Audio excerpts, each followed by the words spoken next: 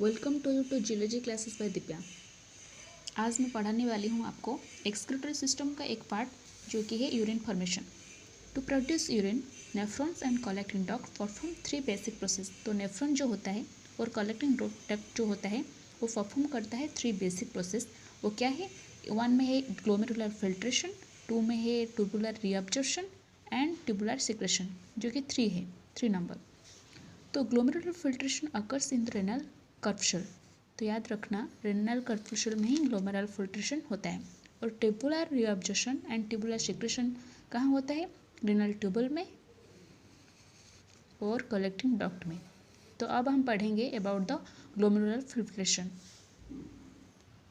तो glomerular filtration occurs when blood enters the glomerulus through the efferent arteriole. जब efferent arteriole के through blood enter करता है glomerulus, तब होता है glomerular filtration. Due to glomerular blood pressure, water and small solutes such as glucose, amino acid, nitrogen waste and ions present in blood move from the glomerulus to the inside the glomerular capsule। तो ये सब जो solutes है, small solutes जो है वो enter करता है टू ग्लोमेरुलर कैप्सूल को। This is a filtration process because large molecules such as protein and formed elements जो है formed elements कौन होता है? ब्लड सेल एंड प्लेटलेट्स को formed elements कहता है। Are unable to pass through the capillary wall. तो ये जो फॉर्म्ड एलिमेंट्स है और लार्ज मॉलिक्यूल्स है वो अनेबल करता है, पास नहीं कर पाता है कैपिलरी वॉल को। The filter fluid called the glomerular filtrate is essentially protein free and devoid of cells. तो जो फिल्टर फ्लूइड होता है वो प्रोटीन फ्री होता है। क्यों? क्योंकि वो एंटर नहीं कर पाता है कैपिलरी वॉल को। Filterability of solutes in inversely related to the size. तो फिल्टरेबिलिटी क्या है? जो फिल्टर हो सकता है। तो फिल्टरेबिलिटी क्या है? अकॉर्डिंग टू द साइज़ है, क्योंकि अगर साइज स्मॉल होगा तो फिल्टर हो पाएगा, अगर साइज़ बड़ा होगा जैसे कि प्रोटीन एंड फॉर्म एलिमेंट्स वो पास नहीं कर पाए, यही है। The daily volume of glomerular filters about 180 litres in adult males. तो अडल्ट मेल्स में ग्लोमेरुलर फिल्टर जो है वो है 180 लीटर्स। तो ये याद रखना। And the more than 99% of the glomerular filtrate returns to the bloodstream by tubular reabsorption। तो ग्लोमेरुलर जो फिल्ट्रेट है वो होता है वो प्रोसेस, लेकिन मोर देन 99% ग्लोमेरुलेशन जो फिल्टर हो सकता है हो जाता है, वो फिर से रिटर्न करता है ट्यूबुलर रीअब्जॉर्प्शन के माध्यम से। So only 1 to 1.5 litres are extracted as urine. 180 litres filtered हो गया, लेकिन फिर यूरिनेशन जब होता है हम देखते हैं कि 1 to 1.5 लीटर एक्सक्रेट होता है। इसका मतलब वो कहाँ गया? वो ट्यूबुलर रीअब्जॉर्प्शन के माध्यम से वो रीअब्जॉर्ब हो गया। And next point, the volume of fluid filtered by the renal capsule is much larger than in other capillaries of the body for 3 regions। तो अब हम जब पढ़े थे कि ग्लोमेरुलर फिल्ट्रेशन में ज़्यादा होता है, ज़्यादा फिल्टर होता है। तो क्यों होता है फिल्टर? ये 3 रीजन्स है जिसके वजह से वो ज़्यादा फिल्टर होता है। तो 1 है glomerular capillaries present a large surface area for filtration because they are long. क्योंकि वो लॉन्ग है। Simple, the filtration membrane is thin and porous. और क्या है? फिल्ट्रेशन जो मेम्ब्रेन है वो है thin and porous. So thin है और पोरस है, इसलिए ज़्यादा फिल्टर हो जाता है, easy, simple. Glomerular capillary blood pressure is high. और क्या है? ग्लोमेरुलर कैपिलरी का जो प्रेशर होता है, ब्लड प्रेशर, वो हाई होता है, तो ज़्यादा फिल्टर हो पाता है। बिकॉज क्यों? क्योंकि efferent artery is smaller in diameter than the afferent artery. Afferent artery जो होता है तो वो ज़्यादा बड़ा होता है, लार्जर। एंड इफरेंट जो आर्टरी होता है वो छोटा होता है, बहुत छोटा होता है in diameter, according to diameter, इसलिए ब्लड प्रेशर ज़्यादा रहता है। मैं अभी आपको डायग्राम दिखाने वाली हूँ, देख लीजिए तो क्लियर हो जाएगा। तो देख लीजिए, ये है अफरेंट आर्टरियोल और ये है इफरेंट आर्टरियोल। तो यहाँ से ब्लड आता है फिल्टर्ड होने के लिए ग्लोमेरुलस को। तो यहाँ पे अगर जाएगा तो ऑब्वियसली प्रेशर ज़्यादा होगा, क्योंकि ये स्मॉल डायमीटर है इफरेंट आर्टरियोल का। अब हम पढ़ेंगे कि कैसे रेगुलेशन होता है, ग्लोमेरुलेशन फिल्ट्रेशन जो रेट है वो कैसे होता है रेगुलेट। तो 3 मैकेनिज्म्स है टू कंट्रोल GFR। ये है short form, that is glomerular filtration rate. तो 3 मैकेनिज्म कौन कौन है? एक है न्यूरल रेगुलेशन, एक है रेनल ऑटो रेगुलेशन और एक है हार्मोनल रेगुलेशन। तो ये क्या है हम जानेंगे अब। न्यूरल रेगुलेशन को फर्स्ट जाएंगे, वो क्या है? All the blood vessel of the kidneys are richly inhibited by the sympathetic nerve fibres. तो सिंपैथेटिक नर्व फाइबर्स जो है, तो किडनी का जो ब्लड वेसल होता है वो किसके वजह से इनहिबिटेड होता है? That is sympathetic nerve. Activation of sympathetic nerve release nor epinephrine. तो ये जो सिंपैथेटिक नर्व होता है वो रिलीज करता है नॉर एपिनेफ्रिन। तो norepinephrine causes vasoconstriction of efferent arteriole and thus decreases the GFR. तो नॉर एपिनेफ्रिन जो कॉज करता है, क्या कॉज करता है? वो कॉज करता है भासो constriction of afferent atrial. Afferent atrial जो वो उसका भासो कंट्रिक्शन करता है, कॉन्ट्रैक्ट करता है and thus decreases the GFR. तो जो नॉरएपिनेफ्रिन क्या करता है, ये जो है तो होता है, ये करता है भासो कंट्रिक्शन करता है अफरेंट एट्रियल को, आई मीन कॉन्ट्रैक्ट कर देता है। अगर कॉन्ट्रैक्ट कर दिया तो ऑब्वियसली फिल्ट्रेशन कम होगा, तो जीएफआर भी कम होता है। ये है न्यूरल रेगुलेशन, क्योंकि ये जो नर्व है, नर्व के द्वारा ये जो नर्व रिलीज करता है नॉरएपिनेफ्रिन, इसके द्वारा से कम होता है, इसलिए ये न्यूरल रेगुलेशन कहते हैं। फिर आएंगे हम रेनल ऑटो रेगुलेशन को। तो रेनल ऑटो रेगुलेशन क्या है? जेहेतु ये है रेनल, सो रेनल जब हुआ है तो अकॉर्डिंग किडनी होगा, किडनी के बारे में होगा। तो चलो देखेंगे कि क्या है रेनल ऑटो रेगुलेशन में। तो kidneys have capability to regulate GFR. मैंने ठीक कहा था, ठीक गेस लगाया था कि जब हम रेनल के बारे में पढ़ रहे हैं तो ये किडनी की ही बात बोला होगा। तो kidneys have capability to regulate GFR. तो किडनी का कैपेबिलिटी होता है रेगुलेट करने को लिए जीएफआर।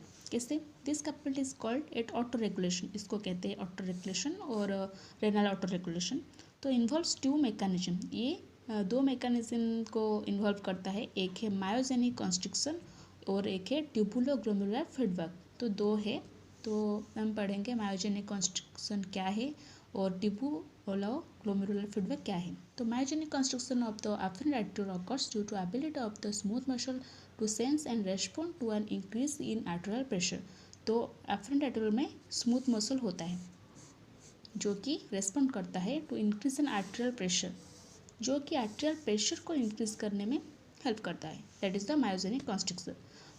आज ब्लड प्रेशर इंक्रीजेस, जब ब्लड प्रेशर इंक्रीज करता है जीएफआर इंक्रीज करता है। And the sensor feedback is a group of specialised cells is called macula densa. तो सेंसर फीडबैक जो ग्रुप ऑफ स्पेशलाइज्ड सेल होता है उसको मैकुला डेंसा कहते हैं। A large sodium chloride concentration in the distal table is indicative of an increase GFR. तो sodium chloride जो होता है उसका कंसंट्रेशन डिपेंड करता है कि ये डिस्टल टेबल में क्या होगा और उसके वजह से इंक्रीज होता है GFR. While low amount of sodium chloride indicates a decrease GFR. तो अगर सोडियम क्लोराइड कम होगा तो वो जीएफआर को कम करेगा। This is the renal auto regulation. Myogenic constriction उसमें गया और ट्यूबुलोग्लोमेरुलर फीडबैक भी गया। तब हम पढ़ेंगे 3 number, that is the hormonal regulation. तो हार्मोनल रेगुलेशन ऑफ जीएफआर क्या है? Norepinephrine and epinephrine released from the adrenal medulla. तो ये याद रखना कि एड्रिनल मेडुला से रिलीज होता है नॉरएपिनेफ्रिन एंड एपिनेफ्रिन, और जो कि कॉन्स्टिट्यूट करता है afferent and efferent arteriole and causing reduction in GFR. तो नॉरएपिनेफ्रिन एंड एपिनेफ्रिन जो रिलीज होता है एड्रिनल मेडुला से, वो क्या करता है? कॉन्स्टिट्यूट करता है अफरेंट और इफरेंट एट्रियोल को कॉन्स्टिट्यूट करता है and causing reduction in GFR, जिसके वजह से कॉजिंग होता है ग्लोमेरुलर फिल्ट्रेशन रेट कम होता है, ज़्यादा होता है ऐसा। And when blood volume and blood pressure decreases, the juxtaglomerular cells secrete the enzyme renin। तो जब क्या होता है, ब्लड वॉल्यूम कम हो जाता है एंड क्या होता है, juxtaglomerular cells जो होता है वो सीक्रेट करता है enzyme renin in the blood. Renin converts angiotensin in blood, angiotensin 1, angiotensin 1 in turn hydrolyze angiotensin converting enzyme to form angiotensin 2।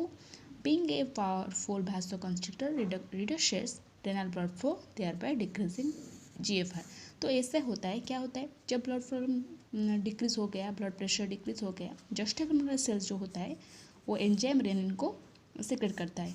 जो एंजाइम रेनिन है वो क्या करता है, एंजियोस्टेनिन को कन्वर्ट करता है इन द ब्लड में, एंजियोस्टेनिन 1। फिर एंजियोस्टेनिन 1 जो है वो टर्न हाइड्रोलाइज होके एंजियोस्टेनिन कन्वर्टिंग एंजाइम प्रोड्यूस करता है, कन्वर्टिंग एंजाइम प्रोड्यूस करता है जो कि फॉर्म करता है एंजियोस्टेनिन 2। और ये एंजियोस्टेनिन 2 क्या है, एक भासो कंस्ट्रिक्टर है। तो ये रिड्यूस करता है रेनल ब्लड फ्लो को रिड्यूस करता है। और क्या होता है, डिक्रीज इन GFR। इस तरीके से GFR जो है, ग्लोमेरुलेशन फिल्ट्रेशन रेट, वो कम हो जाता है। अब मैं आपको बताना चाहूँगी the forces involve in glomerular filtration. कौन सा फोर्सेस जो अप्लाई होता है जो कि ग्लोमेरुलेशन फिल्ट्रेशन रेट को बढ़ाता है, कमाता है। तो याद रखना, एक है ग्लोमेरुलर हाइड्रोस्टैटिक प्रेशर जो कि फेवर्स फिल्ट्रेशन, और इसका मैग्नीट्यूड जो है 55 mmHg होता है। फिर आया ब्लड कॉलोइड ऑस्मोटिक प्रेशर जो कि अपोजेस करता है फिल्ट्रेशन को, जिसका मैग्नीट्यूड होता है 30 mmHg। और आया capsular hydrostatic pressure, net filtration pressure जब आया, फेवर्स फिल्ट्रेशन हुआ, दैट इज़ 55 -30 + 15 ऐड हो गया, और ये है 10, ये है नेट फिल्ट्रेशन प्रेशर। तो याद रखना ये फोर्सेस कौन सा इन्वॉल्व होता है, एक है ग्लोमेरुलर हाइड्रोस्टैटिक प्रेशर, यही एक है प्रेशर जो कि फेवर्स करता है फिल्ट्रेशन। नहीं तो ब्लड कॉलोइड ऑस्मोटिक प्रेशर हो या कैप्सुलर हाइड्रोस्टैटिक प्रेशर हो, ये सब अपोज करता है। लेकिन ये सिर्फ ग्लोमेरुलर हाइड्रोस्टैटिक प्रेशर ये फेवर्स करता है फिल्ट्रेशन को। एंड नेट फिल्ट्रेशन प्रोसेस जो होता है वो फेवर्स ही करता है, और इसका नेट जो है ये है 10। तो ये याद रखना। ये डायग्राम देख लो, ये है कि आर्ट्रियल भासोकंस्ट्रिक्टर डिक्रीजेस इन GFR, कैसे अफरेंट आर्ट्रियोल्स जो है इसका डायमीटर थोड़ा स्मॉल हो गया है, और यहाँ पर कैसे बिग हो गया है, डायमीटर थोड़ा लार्ज हो गया, तो देख लीजिए।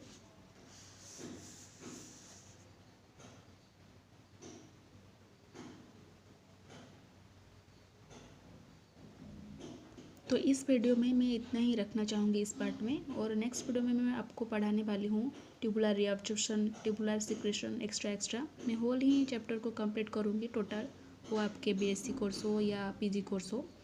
So welcome, like and subscribe my channel and tap the bell icon to know पहले जानने के लिए about the video, and thank you.